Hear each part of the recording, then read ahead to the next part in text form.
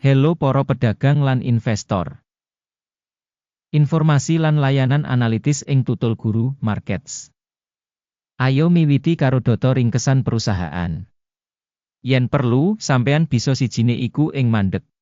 Sampean bisa njupuk dipikir nyedaki ing kabeh parameter saka perusahaan. Saiki kita bakal ndeleng indikator dasar utama perusahaan. Brookfield Renewable Corp, ticker BP. Review adhedhasar data saiki ing 19 Mei 2025. Miturut klasifikasi Guru Markets perusahaan Brookfield Renewable kalebu subkategori Green Energy. 45 perusahaan melu analisis iki cukup wakil. Kita bakal weruh pancasan final nyedaki mburi video. Asil sakap kanggo perusahaan punika, -8 saka 10 terms. Skor rata-rata kanggo subkategori punika -0,5 terms. Yen katon banget wiyar, ing framework saka kabeh kita pasar ing umum. Kita bakal weruh, rata-rata kanggo pasar minangka kap punika 1,9 terms. Marang -8 terms kanggo perusahaan Brookfield Renewable Corp. Bandingake gerakan rega saham perusahaan Brookfield Renewable Corp lan saham subkategori.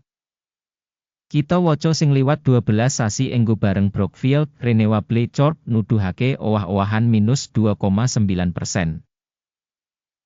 Marang dinamika rega ing subkategori -1,1%.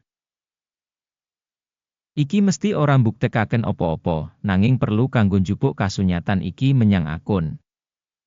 Kapitalisasi pasar perusahaan Brookfield Renewable Corp regane $5.39 miliar. Lan kapitalisasi subkategori kasebut yaiku $62 miliar. Brookfield Renewable nuduhake 8.656%, iku salah siji saka perusahaan medium ukuran ing subkategori. Regane buku perusahaan punika $1.67 miliar. Kanthi kapitalisasi neraca $40 miliar, subkategori kasebut regane $1.05 miliar. Brookfield Renewable iku 4,185%. Kanthi bandingake saham pasar saham lan kapitalisasi neraca, kita ndeleng ing ngisor iki. Nuduhake Brookfield Renewable Corp ing subkategori ing kasus taksiran kapitalisasi pasar 8,656%. Regane buku 4,185%. Iki 52% kurang saka nuduhake kapitalisasi pasar. Evaluasi saham perusahaan saka kapitalisasi pasar lan neraca ing subkategori, ala -1 poin. Organisasi ing analisis duwe utang $16.414 miliar. Rasio utang kanggo nilai buku 982,9% saka ibu kutha perusahaan. Asil kanggo tingkat utang perusahaan, banget ala -2 terms. Imbangan saka nilai pasar perusahaan kanggo laba yaiku 0. Kanthi rata-rata ing subkategori 0. Rega pasar kanggo rasio pangentukan dibandingake perusahaan ing subkategori, banget ala -2 terms. Media wiki kanggo pungkasan 12 sasi iki $190 mayuta-yuta. Pangentukan maju kanggo sabanjur 12 sasi ora dingerteni. Lan iki arang banget ala kanggo rega perusahaan. Evaluasi pratandha untung mangsa ngarep dibandingake karo subkategori, ala -1 poin. Rega perusahaan kanggo rasio revenue punika 1,1. Rata-rata kanggo subkategori punika 1,3, yaiku 15% luwih murah tinimbang rata-rata kanggo subkategori. Evaluasi rega saham perusahaan kanggo rasio revenue dibandingake karo indikator subkategori, apik 0,5 poin. Revenue kanggo pungkasan 12 sasi ana $5.090 mayuta-yuta. Revenue digambaraken kanggo sabanjur 12 sasi ora dingerteni. Lan iki arang banget negatif kanggo rega perusahaan. Evaluasi indikator volume penjualan ing mangsa ngarep dibandingake karo indikator perusahaan ing subkategori ala -1 poin. Wates dodolan -3,7%, karo rata-rata kanggo subkategori -13,5%. Prabdan antarane rata-rata subkategori lan kinerja perusahaan punika 9,7%.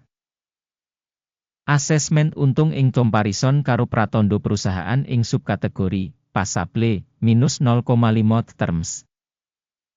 Saham perusahaan miturut jumlah karyawan ing subkategori punika 2,471%.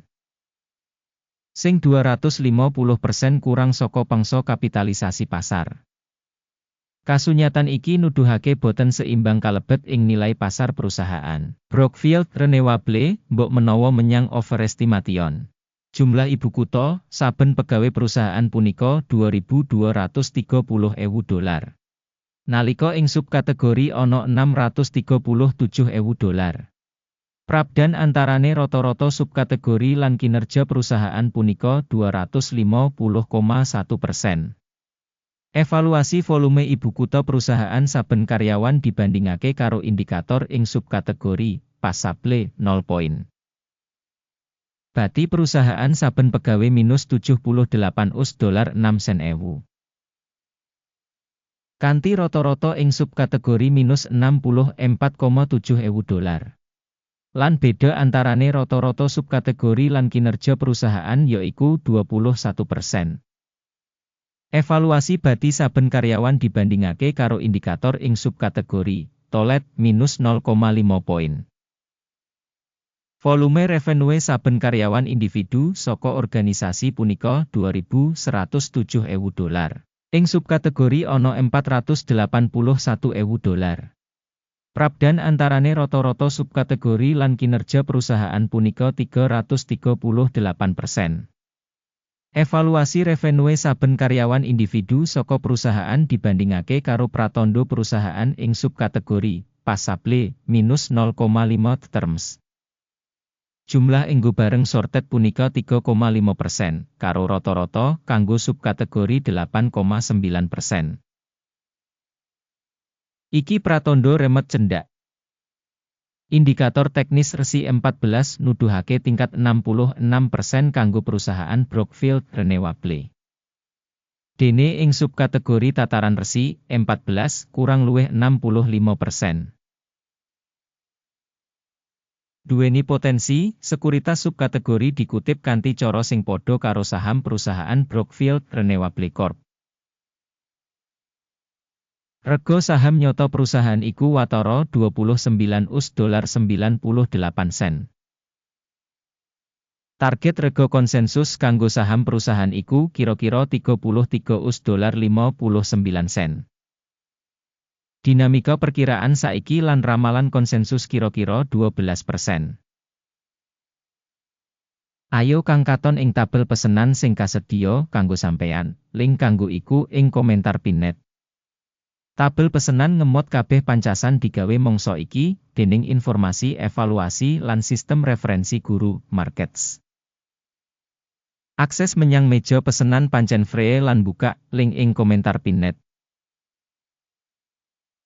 Adhedhasar analisis saham perusahaan Brookfield Renewable Corp. Sistem informasi lan referensi kanggo evaluasi saham guru, markets kaputusan ing ngisor iki digawe. Buka pesenan sel ing $29.99.